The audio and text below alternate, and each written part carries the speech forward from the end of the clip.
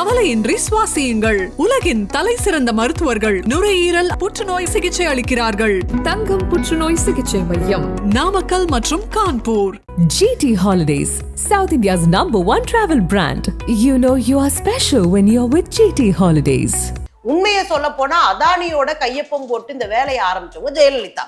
கிட்டத்தட்ட 6000 சில்லற ஏக்கர் நிலத்தை போனவங்க வந்தவங்க உயிரோடு இருக்கிறவங்க செத்தவங்க எல்லாரும் நிலமையும் முடிட்டாங்க. ராமதாஸ் இந்த அறிக்கையை உள்நோக்கம் கொண்டதுன்னு நான் சொல்றேன். சரியானலாம் அவர் கேட்டிருக்க மாட்டாரு. தெரிஞ்சே ஒரு அரசின் மீது குற்றம் சுமத்தணுன்றக்காக தான் இந்த அறிக்கையை வெளியிட்டு இருக்காருன்னு நான் குற்றம் சாட்டுறேன். ஒரு நாட்டை, தமிழ்நாட்டை கட்டி எழுப்பணும், இன்னும் அடுத்து என்ன போகலான்னு நினைக்கும் போது உனக்கு கேவலமா இருக்கு, நான்லாம் போய் சந்திப்பனா நீ பெரிய இது மாதிரி இன்னும் சாதி ஆணவத்தோடு திமிரோட பேசினேல, அதை விட இது எதுவுமே குறையில்லை. அன்புமணி ராமதாஸ் அவர்கள் தோற்று போய் ரொம்ப நாளாச்சுங்க. மக்கள் கைவிட்டு ரொம்ப வருஷம் ஆச்சுங்க.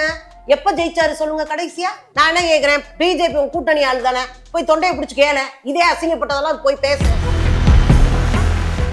சொந்த மக்களை உள்ள தூக்கிட்டு வந்து கட்சி காசை சுரண்ட ஆரம்பிச்சு கட்சி பிரச்சனையை எடுக்க ஆரம்பிச்ச பிறகு அவர் டோட்டலி வேற ஒருத்தர். அவர் இடிதாங்கி குடிதாங்கி எல்லாம் இல்லை, இப்ப வெட்டியா தாங்கிட்டு திடுறாங்க அவரை. இப்ப மணிமண்டபத்துக்கு காசை வசூல் பண்ணி நீங்க வாயில போட்டதா உங்க கூட இருந்த அண்ணன்மாருங்கெல்லாம் சொல்லிட்டு இருக்காங்க இன்னைக்கும். அப்படி இருக்கும்போது சொந்த கட்சியை சுரண்டி, சொந்த மக்களை சுரண்டி, சொந்த இனத்தை சுரண்டி தின்னது வெளியே வந்துடும். அடுத்த எலெக்ஷன்ல நடக்கும்னு நினைக்கிறேன். அப்படியே வன்னியர் ரோட்டு திமுக போகும். இப்பயே வன்னியர் ரோட்டு எங்க இருக்குன்றீங்க? திமுக தான் இருக்கு. ஏன்றீங்க? ரொம்ப அப்படியே ஏத்தி விட்டு அவரை பாட்டுக்கு பேச வச்சு அவர் மேல வழக்க போட்டு இவர் மகன் டாக்டர் ஆயிடுவாரு, காடு வெட்டி குரு ரவுடி ஆயிடுவாரு. இவர் மகன் இவன் பேரம்பேத்திலாம் டாக்டர் ஆயிரும், ஏசி கார்ல போகும். காடு வெட்டி குருவுக்கு வைத்தியம் பார்க்க முடியாம அவருக்கு செத்து போனாரு. மோடி பழிவாங்கன்னு நினைச்சா இவரெல்லாம் காணாம போயிடுவாரு, அட்ரஸ் இல்லாம போயிடுவாரு. அவரெல்லாம் எப்படின்னா நம்ம அமாவாசை தான், அமைதிப்பட அமாவாசை மாதிரி. அங்கெல்லாம் உட்காந்து இங்க உருட்ட முடியாது. அதனால என் பாவா கொஞ்சம் அப்ராணி சப்ராணியா இருக்காரு முதலமைச்சர். நமக்கெல்லாம் நம்மாலும் உதயநிதி தான், அவர் தான் வச்சு அடின்னு அடிச்சு வாயிலே மிதிப்பாரு. 1000 ரூபாய் பொருள் 100 ரூபாய், 100 ரூபாய் பொருள் 5 ரூபாய். ஆமாங்க, உங்கள் கிங் டிவி 200 கோடி பார்வையாளர்களை கடந்து பயணிப்பதால் யூடியூப் ஷாப்பிங் அனுபவத்தை கொடுத்திருக்கிறது. பிளிப்கார்ட், மிந்த்ராவில் 90% ஆஃபர், 70% ஆஃபர், 60% ஆஃபர்னு நம்ம கிங் டிவி வியூவர்ஸ்க்கு அள்ளி தராங்க. இதில் டேக் ப்ராடக்ட்ங்கிற இடத்தை கிளிக் பண்ணுங்க.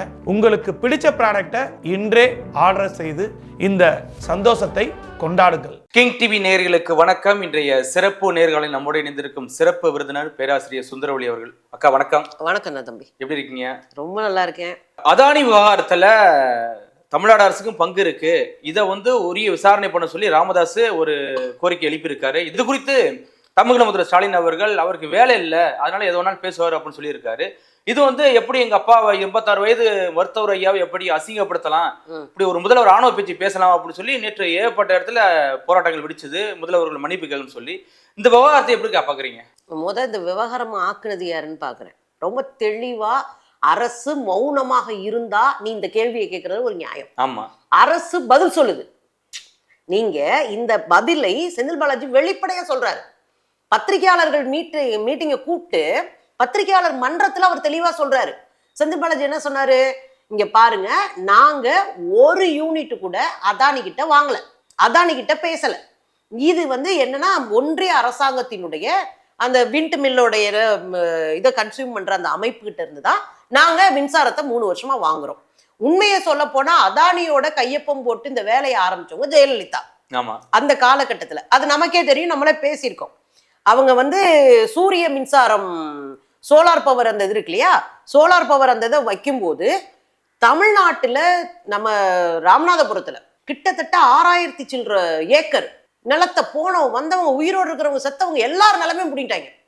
அது ஒரு பெரிய இஷ்யூவாகி நம்ம பேசிட்டு இருந்தோம் ஒரு 8 வருஷத்துக்கு முன்னாடி, 8-9 வருஷத்துக்கு. அப்பதான் இந்த தமிழ்நாட்டுல அதை பெருசா பேசிட்டு இருக்கோம். அப்ப தொடங்கி வச்சு கையெழுத்த போட்டு விட்டு அதானியை உள்ள கொண்டு வந்து சேர்த்ததே ஜெயலலிதா. நீங்க அவங்களோட கூட்டணி சேர்றீங்க, அவங்க பங்காளியா இருக்கிறாங்க, அதை நீங்க கேட்க மாட்டீங்க. ஆனா ஒரு நாட்டினுடைய அரசாங்கம், ஒரு மாநிலத்தின் அரசாங்கம் பத்திரிகையாளர்களை சந்தித்து உங்களுடைய கேள்விகளை கிளியர் பண்ணிட்டாங்க. அதுக்கு பிறகு ஒரு அறிக்கை வெளியிட்டேன்னா இதுக்குள்ள என்ன இருக்குன்ற பதில் நீ தான் சொல்லணும். நீங்க தெளிவா சொல்லிட்டாரு மின்சாரத்துறை அமைச்சர், தெளிவா பத்திரிகையாளர் கூட சொன்ன பிறகு நீ ஒரு அறிக்கை வெளியிட்டு இது கடுமையான கண்டனங்கள் தெரிவிக்கிறோன்றதோ அல்லது இதுக்குள்ள அது விசாரணைக்கணுன்றதோ யாரை ஏமாத்துறதுக்கு நாடகம் போடுறீங்க நீங்க? மிஸ்டர் ராமதாஸ் ஒரு காலத்துல தமிழ் குடிதாங்கி இடிதாங்கின்லாம் பேசப்பட்டாரு. அதுக்கு பின்னாடி ஒரு உண்மை கூட இருந்தது. அந்த காலத்துல அவர் ரொம்ப நேர்மையா இருந்தவரா தான் மக்களால் சொல்லப்படுறாரு, பேசப்படுறாரு. ஆனா சொந்த மக்களை உள்ள தூக்கிட்டு வந்து கட்சி காசை சுரண்ட ஆரம்பிச்சு கட்சி பிரச்சனையை எடுக்க ஆரம்பிச்ச பிறகு அவர் டோட்டலி வேற ஒருத்தர். அவர் வந்து இடிதாங்கி குடிதாங்கி எல்லாம் இல்லை, இப்ப வெட்டியா தாங்கிட்டு திருறாங்க அவரை. இதுல இன்னொன்னு அவர் பேசுறாரு, அறிக்கை வெளியிட்டு. ராமதாஸ் அறிக்கை ரொம்ப நல்லா இருக்கும். ஆனா வர வர இப்பெல்லாம் பாத்தீங்கன்னா அது பொல்லாப்பா இருக்கு. நீங்க ஒரு அரசை வந்து வேண்டுமென்றே காலி பண்ணணும்ன்ற நோக்கத்தோட நீங்க ஒரு உள்நோக்கத்தோட ஒரு கேள்வி எழுப்புறீங்க. ஆனா ராமதாஸ் இந்த அறிக்கையை உள்நோக்கம் கொண்டதுன்னு நான் சொல்றேன். சரியானலாம் அவர் கேட்டுக்க மாட்டாரு. தெரிஞ்ச ஒரு அரசின் மீது குற்றம் சுமத்தணுன்றக்காக தான் இந்த அறிக்கையை வெளியிட்டு இருக்காருன்னு நான் குற்றம் சாட்டுறேன். உனக்கு பதில் சொல்லியாச்சு, நீ வாங்கலன்ற உண்மையும் உனக்கு தெரியும். உங்க வீட்டுல உங்க பையன் ஒன்றிய அமைச்சரா இருந்திருக்காரு, அவருக்கு பெரிய நண்பர்கள் வட்டம் இருக்கும், அவருக்கும் எல்லாத்தையும் எடுக்க முடியும் ஈஸியா. நீங்க இன்டர்நெட்ல போய் உட்காந்துக்கிட்டு ஆன்லைன்ல தேடினாலே உங்களுக்கு அவ்வளோ ஒரு லிஸ்டும் கையில வந்துடும். ஆனா நீங்க ஏன் அதை செய்யல? அதெல்லாம் ஏன் செக் பண்ணாம நீங்க பேசுனீங்க? அதெல்லாம் செக் பண்ணிட்டு நீங்க இப்படியான ஒரு அறிக்கை வெளியிடுறதுக்குள்ள இருக்கிற அரசியல் என்ன? உங்களுக்கு அரசியல் களமாட இடம் இல்லை. நீ சொன்ன மாதிரி அவங்க அந்த இடஒதுக்கீட்டுக்காக போராடிய தியாகிகளுக்கு மணிமண்டபம் கட்டியாச்சு. தமிழ்நாடு அரசு, இங்க திமுக அரசு, ஐயா ஸ்டாலின் அவர்களுடைய அரசு கட்டிருச்சு. இப்ப மணிமண்டபத்துக்கு காசை வசூல் பண்ணி நீங்க வாயில போட்டதா உங்க கூட இருந்த அண்ணன்மாருங்கெல்லாம் சொல்லிட்டு இருக்காங்க. இன்னைக்கும் ஒரு பெரிய கூட்டத்தை நாங்க தாங்க திரட்டினோம், அந்தாலும் சும்மா வந்து பெற வாங்கிட்டு போயிட்டாங்க இந்த போராட்டத்துல அப்படின்னு சொல்ற பெரிய மனுஷங்கள்லாம் இன்னமும் இருக்கிறாங்க. நம்ம பேசினா அவங்களும் பேசலாம். அப்படி இருக்கும்போது சொந்த கட்சியை சுரண்டி, சொந்த மக்களை சுரண்டி, சொந்த இனத்தை சுரண்டி தின்னது வெளியே வந்துடும். இப்ப அரசாங்கம் ஒரு பெரிய வேலையை செஞ்சு முடிச்சு போச்சு. ஒட்டுமொத்த வன்னியர்களும் அதை நன்றியோட இது பார்ப்பாங்க. அப்ப நன்றியோட பாக்குறவங்க பரவாயில்லையா, ஸ்டாலின் அவர்கள் வந்த பிறகு இத்தனை ஆண்டு காலம் கழிச்சு இப்படி நமக்கு ஒரு நல்லது நடந்து போச்சு. இது ஒரு நினைவு, ஒரு வரலாற்று நினைவு. கண்டிப்பா சும்மா வந்து அதெல்லாம் இல்லை. அவங்க என்ன பண்ணாங்க அது வேற, அவங்க ரோட்டை மறிச்சது, உடைச்சது, மரத்தை வெட்டினது அதெல்லாம் வேற. ஆனா இத்தனை பேர் எம்ஜிஆருடைய காலத்துல சுட்டுக் கொல்லப்பட்டவர். சுட்டுக் கொல்லப்பட்ட அத்தனை பேருக்கு நினைவாக ஒரு மணிமண்டபத்தை திறக்கிறதுன்றது ஒரு வரலாற்று உண்மை. அதை வந்து ஒரு இன மக்களுடைய பெருமையை சொல்லுகிற ஒரு மணிமண்டபத்தை முதலமைச்சர் கட்டிட்டாருன்னா அடுத்த எலெக்ஷன்ல நடக்கும்னு நினைக்கிறேன். அப்படியே வன்னியர் ரோட்டு ஃபுல்லா திமுக போகும். இப்பயே வன்னியர் ரோட்டு எங்க இருக்குன்றீங்க? திமுக தான் இருக்கு. ஏன்றீங்களா? விக்கிரவாண்டி எலெக்ஷன்ல யாருங்க ஜெயிச்சது? அது உங்க பேரு, அவரே தோத்தான் போனாரு. இப்ப புரியுதுங்களா? மக்கள் நல்ல திட்டங்களை கொண்டு வர பக்கத்துல நிப்பாங்க. சோ இதை சிதைக்கணும்ன்றது ராமதாஸ் அவர்களுடைய கனவா இருக்கு. இதுக்கு எதிராக வேண்டுமென்றே கிளப்பி விட வேண்டிய பாஜகவினுடைய அரசியல் இதுக்குள்ள இருக்கு. நான் என்ன கேட்கிறேன், திரும்பவும் பாஜக கூட்டணிக்குள்ளே போறாங்களா? எப்படி கூட்டணியில தான் இருக்கிறாங்க. நீ என்ன போறது இல்ல. இப்ப வரப்போற தேர்தலில் வந்து எப்படி திரும்ப பிஜேபி, இப்ப பிஜேபி கூட இருக்கிறாங்க, அவ்வளவுதான். அதனாலதான் இவங்களால அவங்கள கேள்வி கேட்க முடியல.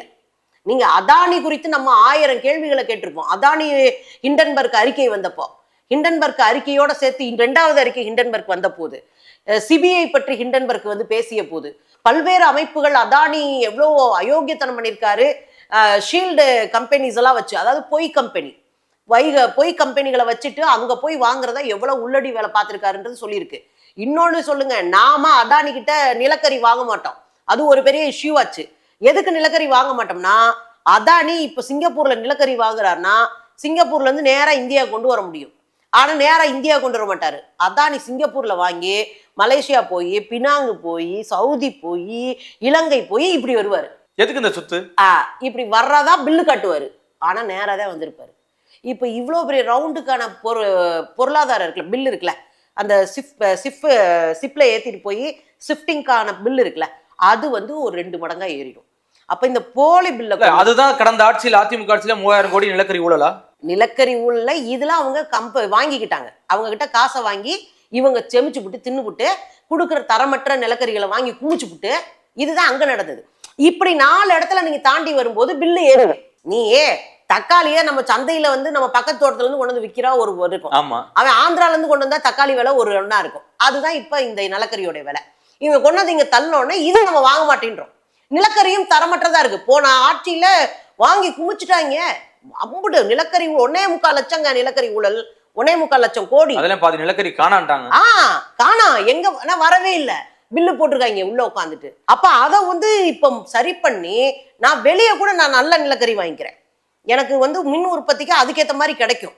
நான் அதெல்லாம் நல்ல நிலக்கரி வாங்கிக்கிறேன். உன்கிட்ட வாங்க மாட்டேன்னு சொன்னதான் பஞ்சாயத்து இருக்கிறாங்க.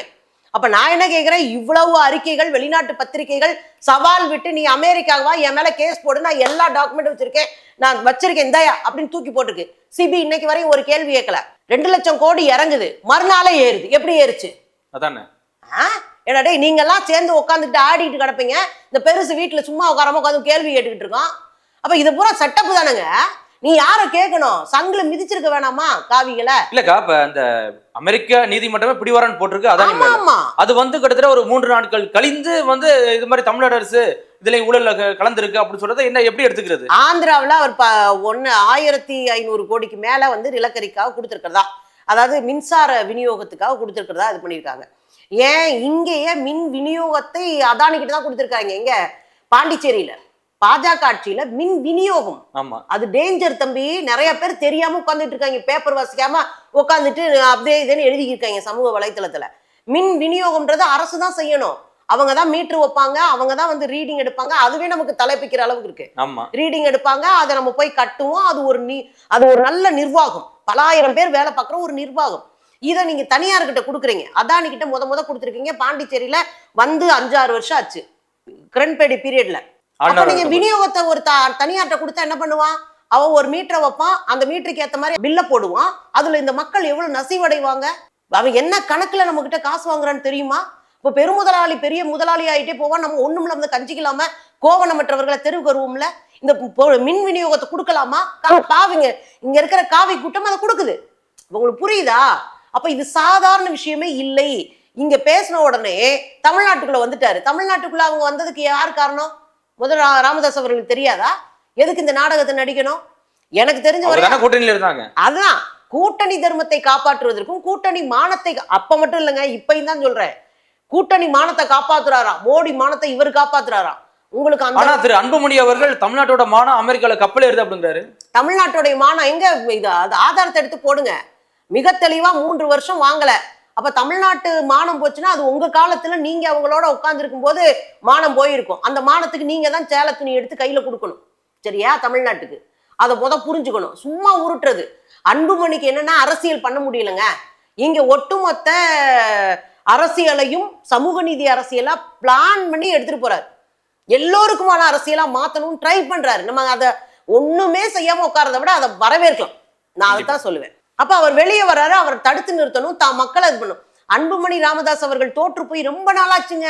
மக்கள் கைவிட்டு ரொம்ப வருஷம் ஆச்சுங்க. எப்ப ஜெயிச்சாரு சொல்லுங்க கடைசியா? இப்போ ஒரு மந்திரியா இருந்தார்ல, அது கூட அவருடைய மனைவியை நிக்க வச்சுதானே அது தோத்தாரு. ஆமாங்க. அவங்கன்ற காண்டிகை மாத்திரம் இல்ல, அவங்க பொண்ணுங்க குடும்பத்துல யாரையும் இறக்க மாட்டேன்னு சொன்னா மொத்த குடும்பம் ரோட்ல வந்து அந்த ஆமாமா அந்த குழந்தைங்க பூரா ரோட்ல நின்று ஓட்டு கேட்டுச்சுங்க. சாதி வாரியா வீட்டுக்கு போய் திண்ணையில உட்காந்து ஓட்டு கேட்டாங்க. அப்புறமும் தோத்து போனீங்க. அப்படின்னா என்ன அர்த்தம்? எல்லா வன்னியர்களும் உங்களை ஏத்துக்கலன்னு அர்த்தம். சாதி சாதி வாரியாக நீங்க நின்று ஓட்ட பறிக்கலாம்னா தமிழ்நாட்டுல எடுபடாது இனி அப்படின்னு அர்த்தம். நல்லது யாரு செஞ்சாலும் சாதி வாரியா இருக்கிற மக்கள் அந்த நல்லதை ஏத்துக்கிறாங்கன்னு அர்த்தம். அதனாலதான் விக்கிரபாண்டியில இடைத்தேர்தல அம்புட்டு கேவலமா தோத்தீங்கன்னு அர்த்தம். இத முதல்ல புரிஞ்சுக்கணும். இல்ல திரு முதல்வர் அவர்கள் என்ன அப்படி ஆணவ பேச்சா பேசிட்டாரு?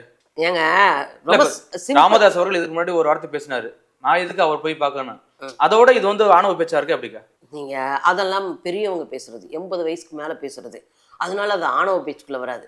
நான் ஏன் பார்க்கணும், அவ்வளவு தகுதி இருக்கா, அப்படியாக்கு இப்படியாக்குன்னு பேசினவர் தான். கேவலமா இருக்கு, கேவலமா இருக்கு, கேவலம் அப்படின்னாரு. அப்படி என்ன கேவலம்? எடப்பாடியார் மொத்த தமிழ்நாட்டையும் அடகு வைக்கும் போது உங்களுக்கு வராத கேவலம், ஒரு நாட்டை தமிழ்நாட்டை கட்டி எழுப்பணும், இன்னும் அடுத்து என்ன போகலான்னு நினைக்கும் போது உனக்கு கேவலமா இருக்கு. நான்லாம் போய் சந்திப்பனா நீ பெரிய இது மாதிரி இன்னும் சாதி ஆணவத்தோடு திமிரோட பேசினேல, அதை விட இது எதுவுமே குறையில. இவர் என்ன சொன்னாருன்னா, ஏங்க அவருக்கு தான் வேலை இல்லை, அவர் வாட்டுக்கு அறிக்கை வெளியிட்டுக்கிட்டு இருக்காரு, எனக்கு வேலை இருக்குங்கன்னு போறாரு.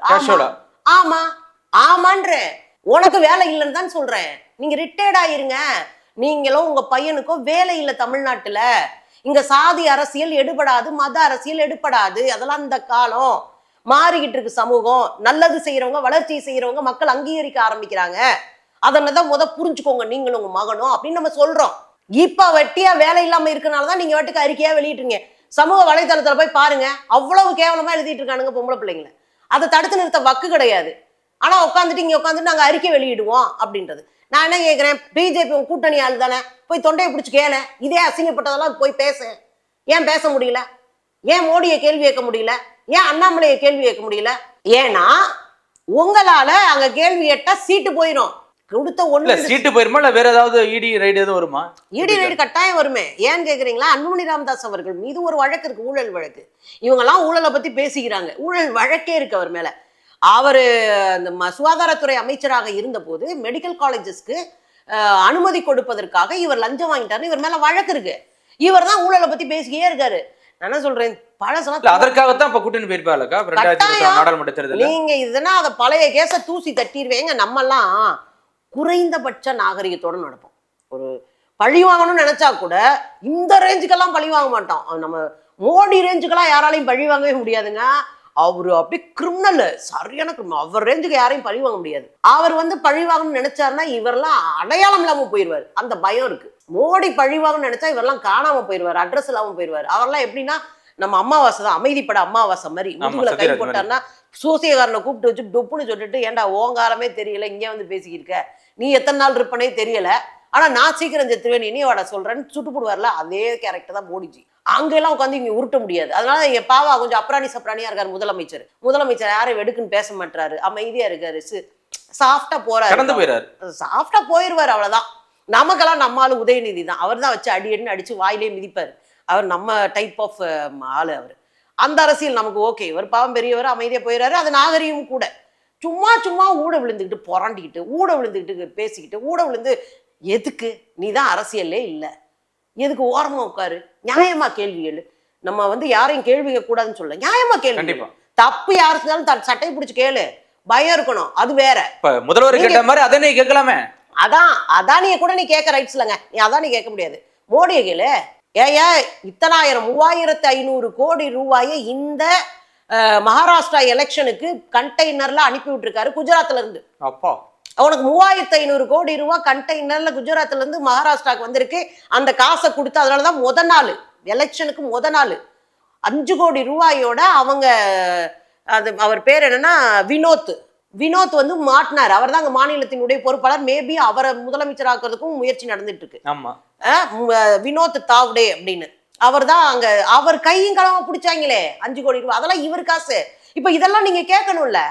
மகாராஷ்டிரா எங்கேயோ இருக்கடா, நான் கேட்டேன் மகாராஷ்டிரா எங்க இல்ல, அங்க எங்க ஊராளுங்க இருக்காங்க, அங்க இருக்கிற இந்த வெத்தலை போட்டு துப்புறாங்க, அவன் பூரா வடக்கன்ஸ், அவன் பூரா என் அண்ணன் தம்பி தான் நான் நினைக்கிறேன். அதனாலதான் நான் அந்த திராவிடத்தையும் கம்யூனிஸ்டத்தையும் உயர்த்தி பிடிக்கிறேன், அம்பேத்கரியத்தை உயர்த்தி பிடிக்கிறேன். அப்ப நம்ம தெளிவா இருக்கிறோம், எங்க தப்பு நடந்தாலும் நம்ம கேள்வி கேட்கணும்ன்ற. ஆனா நீங்க ஆள் பார்த்த ஆள் கேள்வி கேட்குறீங்க, பாஜகவுக்கு கேள்வி கேட்க மாட்டீங்க, பாஜக கிட்ட வருடி விடுறீங்க, மயிலிறகால மல்லிகைப்பூ செண்டால தடவுறீங்க. இங்க வந்து நடக்கவே நடக்காத ஒண்ணு நடந்ததா நீங்க அடிச்சு ஆடுறீங்க. அது எப்படி நியாயமா இருக்கும்? இல்ல, இது சமுதாய மக்களுக்கு புரியலையா? இப்ப நேற்று பாத்தீங்கன்னா தமிழ்நாடு முதல்வர் வந்து மன்னிப்பு கேட்கணும்னு சொல்லி கிட்டத்தட்ட வாணியம்பாடி அந்த வன்னியர்பேட்டை இருக்கிற இடம் ஆர்ப்பாட்டம் போயிட்டு இருக்கு. கட்டாயம் ஆர்ப்பாட்டம் போகும். ஏன்னா அவமானப்படுத்திட்டாரு ஐயாவை, அசிங்கப்படுத்திட்டாரு அப்படின்னு சொன்னீங்கன்னா யாருமே கோவம் வரும். நீங்க ஒரு நடந்த வெர்ஷனை மாத்துறது, நீங்க என்ன சொன்னீங்க என்ன நடந்தன்ற பிரச்சனை அவங்களுக்கு அவசியம் இல்லை. போராட்டத்துல வந்து நிக்கிறவனுக்கு அவசியம் இல்லை. அவனுக்கு ஐயாவை அசிங்கப்படுத்திட்டா ஐயா அவன் விட்டுலாமா அப்படின் போது ஓரமா ஒட்டிக்கிட்டு இருந்தா கூட வந்துருவேன். சரி, ஐயாவை அசிங்கப்படுத்துறா, பெரிய மனுஷேப்பா, இவ்வளவு பெரிய வயசுல இவ்வளவு என்னப்பா அசிங்கப்படுத்துறாரு, அவரு உனக்கெல்லாம் பதில் சொல்ல முடியாது போயா அப்படின்ட்டாரான் அப்படின்னு சொல்லிட்டா போதும், வந்துருவான். அப்படி வந்து நிக்கிறானா அவன் பாவம்னு அர்த்தம். அவனை பார்த்து கவலையெல்லாம் படக்கூடாது. நம்ம வந்து பரிதாபப்பட வழக்கு பெண்டிங்ல இருக்கு. அதுதான் ஏகப்பட்ட வழக்குங்க. குடிசையை கொளுத்தின வழக்கு, ரோட்டை வச்ச வழக்கு, மரத்தை வெட்டின வழக்கு, இன்னும் சொல்ல போனா இன்னொரு கேஸே போடணும். அவர் இந்த காடு வெட்டி இருக்காருல்ல குரு, அவர் கொன்னது இந்த குரூப் தானே. ஆமாங்க, அவர் வந்து உடம்பு முடியாம இருக்காரு, மனுஷன் எதையும் சம்பாதிக்கல, 2 புள்ள குட்டி வச்சுட்டு இருக்காரு. ரொம்ப அப்படியே ஏத்தி விட்டு அவரை பாட்டுக்கு பேச வச்சு அவர் மேல வழக்க போட்டு இவர் மகன் டாக்டர் ஆயிடுவாரு, காடு வெட்டி குரு வந்து ரவுடி ஆயிடுவாரு. இவர் மகன் இவன் பேரம்பேத்திலாம் டாக்டர் ஆயிரும், ஏசி கார்ல போகும். காடு வெட்டி குருவுக்கு வைத்தியம் பார்க்க முடியாம அவருக்கு வந்து செத்து போனாரு. கடைசி நேரத்துல கூட வீடியோ எடுத்திருக்காங்க. இந்த இதை எடுத்துட்டு நாங்கெல்லாம் வந்து பூரா அறுத்து தள்ளணும்னு சொல்ற மாதிரி வீடியோ எடுத்துட்டு போயிருக்கிறாங்க. அந்த பொண்ணு அவங்க அவருடைய மகவும் மருமகனும் அவ்வளோ கதறி அழுகுறாங்க. எங்க அப்பாவை கொன்னதே இவங்க தானே, ஏன் இவங்களால உதவி பண்ண முடியாது, அவ்வளோ சோத்துக்கு இல்லாமையா இருக்கும். ஒரு கட்சியினுடைய முக்கியமான ஆளு உங்களுக்காக அவ்வளவு கலவரத்தை செஞ்சவர், உங்க கட்சியை கொண்டு வந்து நிப்பாட்டுறதுக்காக அம்புட்டு ரிஸ்க் எடுத்த ஒரு ஆளு, அவர் செஞ்சால தப்பு இருக்கு, அது வேற. ஆனா ஒரு கட்சிக்காக பண்ணும்போது நீ அவரை காப்பாத்திருக்கோம்ல, அதான நீதி. ஆனா நீங்க அதை செய்யலையே. கடைசியில அம்புட்டு காசுலாம் கொடுத்து அவரை காப்பாற்ற முடியாதுன்னு சொல்லிட்டு அவர் செத்து போனாரே. ஆனா இன்னைக்கு மாவீரன்னு போஸ்ட் அடிக்கிறியே, உன் அரசியல் உள்ளடி வேலையெல்லாம் மக்கள் பார்த்துட்டு இருப்பாங்க. தெரியாத பசங்க வந்து உன் கூட நிக்கிறானுங்க, நீங்க அதையும் கோவத்தை கிளப்பி விட்டுருக்கீங்க. ஐயாவை சொல்லிட்டாங்க, ஐயாவை கேவலப்படுத்திட்டாங்க, ஐயாவுக்காக நம்ம திரளுவோம் அப்படின்னு சொன்னதுனால தொண்டர்களோட கோபத்தை கட்டுப்படுத்த முடியாது. அதுதான் அதுக்கு அதெல்லாம் ஒண்ணும் இல்லைங்க. நீங்க வேற இந்த ட்ரெயின்ல கல் எடுத்துருந்தாங்களே போன கூட 7.5% கூட 10.5% இடஒதுக்கீடுக்கா ட்ரெயின்ல. இப்படிதான் பாவத்தை. முதல்ல நான் என்ன பேசுறேன்னா, அன்புமணி ராமதாஸோ திருந்துங்க. ஏன் திருந்துங்கன்றேன்னா, அதிகமாக போய் தெலுங்கு நாட்டில் ஆந்திராவில் செம்மர வெட்டுறேன்னு போய் சுட்டு கொல்லப்பட்டது வன்னியர்கள் அதிகமாக. இன்னமும் கட்டட வேலையும் கல்லடைக்கிற வேலையும் ரோடு போடுற வேலையும் சாமானிய கூலி தொழிலாளர்கள் இருப்பது வடக்கை பொறுத்தவரையும் வன்னியரின மக்கள் பெரிய அளவில் இருக்கிறாங்க. அவங்க ஃபர்ஸ்ட் ஜென்ரேஷன் படிக்க வந்திருக்கிறாங்க. நீங்க 2-3 தலைமுறையா படிச்சுட்டீங்க. திரும்ப அந்த மக்களை சாதியா நிப்பாட்டி அவன் வாழ்வாதாரத்தை புடுங்கி அவனை மடையனாக்கி மட்டையாக்கி தெருவில் நிற்கிற அயோக்கியத்தனத்தை முதல் நிறுத்துங்க. அவன் வாழ்க்கையோட போராடுறான நீங்க தூக்கி விடவே இல்லை. அவனை திரும்ப உங்களுக்கு அடிமையாகவும் படிக்காதனா வச்சுக்கிட்டு அடியாலா வச்சுக்கணும். இதைத்தானே பிஜேபி செய்யறான். இதுக்கு உங்களுக்கு வித்தியாசம் இல்லை. நீங்க சமூக நீதி பேசுறீங்க. உங்க இன மக்கள், நீங்க சாதி பேச அரசியல் பண்றீங்க. நான் வெளிப்படையாவே சொல்றேன், உங்க இன மக்கள் வன்னியர்களை தூக்கி பிடிப்பதற்கு, அவங்க வாழ்வாதாரத்தை பெருக்குவதற்கு, அவங்க குழந்தைங்களை படிக்க வைக்கிறதுக்கு, அந்த பிள்ளைங்களுக்கு அடுத்த வழிகாட்டுறதுக்கு என்ன பண்ணி வச்சிருக்கீங்க? ஒண்ணுமே இல்லை. சும்மா சாதின்னு கூவிட்டு இருந்தா எப்படி நியாயம்? அது நியாயம் இல்லைல்ல. உங்க ஆளுகளையாவது கையை பிடிச்சி தூக்கி விடுங்கன்றேன். இப்போ போராட்டத்தை கூட்டு வந்து உட்கார வைக்கிறீங்க. ஏதாவது நல்லது கெட்டத்துக்கு கூட்டு போயிருப்பீங்களா? நல்ல விஷயத்தை அந்த குழந்தைகளுக்கு செஞ்சிருக்கீங்களா? ரொம்ப வேதனையா இருக்கு தம்பி. நான் சொல்றேன், ஒரு இனத்தை அடியாளா வச்சிட்டு இருக்கிறது ஒரு அயோக்கிய தலைவர்களால தான் முடியும். அதுதான் இப்ப இவங்க செஞ்சிட்டு இருக்கிறாங்க. அதுக்கு வன்மையா கண்டிக்கப்படுது. இதெல்லாம் பாதிக்கப்படுமேன்னு உள்நோக்கத்தோடு திரும்ப இப்படி ஒரு அறிக்கை வெளியிட்டுட்டு பொய்யா அதை திசை திருப்பிக்கிட்டு அதன் மீது ஒரு போராட்டத்தை நடத்திக்கிட்டு ஏதோ ஜிகினா வேலை செஞ்சுட்டு இருக்காங்க. அதெல்லாம் தப்பு. அரசியல்ல நீங்க இல்லை, காணாம போயிட்டீங்க. அப்படியே ஒதுங்குறது இருக்கிற மிச்சமீறி மரியாதையை அன்புமணி ராமதாஸ் காப்பாற்றி கொடுக்கும். கண்டிப்பாக்கா, பொறுத்திருந்து பார்ப்போம் என்ன நடக்குது. மிக்க நன்றிக்கா. நன்றி. கவலையின்றி சுவாசியுங்கள். உலகின் தலை சிறந்த மருத்துவர்கள் நுரையீரல் புற்றுநோய் சிகிச்சை அளிக்கிறார்கள். தங்கம் புற்றுநோய் சிகிச்சை மையம், நாமக்கல் மற்றும் Kanpur. GT Holidays, South India's #1 travel brand. You know you are special when you're with GT Holidays.